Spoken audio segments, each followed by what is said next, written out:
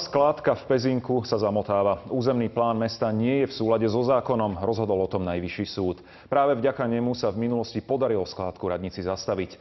Mesto teraz bez územného plánu nemôže vydávať stavebné povolenia ani obyvateľom, ktorí chcú napríklad stavať dom. Mesto chce rozhodnutie napadnúť na ústavnom súde. Hrozí, že súčasný stav, teda že územný plán nie je účinný, niekto zneužije. Pezinok sa so súkromnou firmou snažiacou sa o povolenie skládky odpadu neďaleko centra mesta súdi takmer 10 rokov. Napriek tomu, že už niekoľko súdnych procesov vyhralo, Najvyšší súd teraz skonštatoval, že územný plán mesta prijatý ešte v roku 1997 nie je v súlade so zákonom.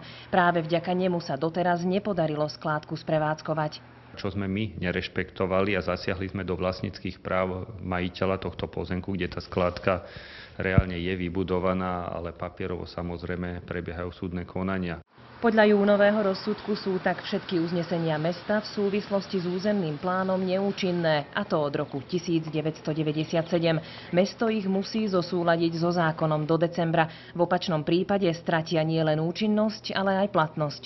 Tým pádom by platil stav, ktorý bol pred týmto obdobím, to znamená pred rokom 97 a to je rok 96, podľa ktorého skladka by áno mohla fungovať aj v súlade s územným plánom.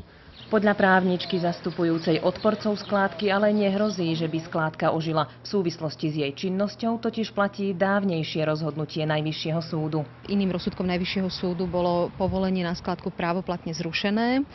V tom konaní sa zatiaľ ďalej nepokračuje. Neúčinnosť územného plánu v praxi znamená, že Pezinok nemôže vydávať stavebné rozhodnutia. Právnička poukazuje na to, že situáciu môže niekto aj zneužiť. Je možný príklad, že vlastník pozemku bude žiadať o stavebné povolenie a bude chcieť napríklad v centrálnej časti mesta postaviť buď výškovú budovu alebo spustiť priemyselnú, respektíve povoliť priemyselnú prevádzku a mesto tým, že nemá záväzný regulatív, nebude mať inú možnosť, ako mu ju povoliť. Mesto má podľa právničky ešte jednu možnosť – obrátiť sa na ústavný súd. Rozsudok je potrebné spochybniť ústavnou sťažnosťou na ústavnom súde a zároveň požiadať o odklad vykonateľnosti rozsudku Najvyššieho súdu, čo by v praxi znamenalo dočasne, ako keby ten rozsudok Najvyššieho súdu nebol vydaný.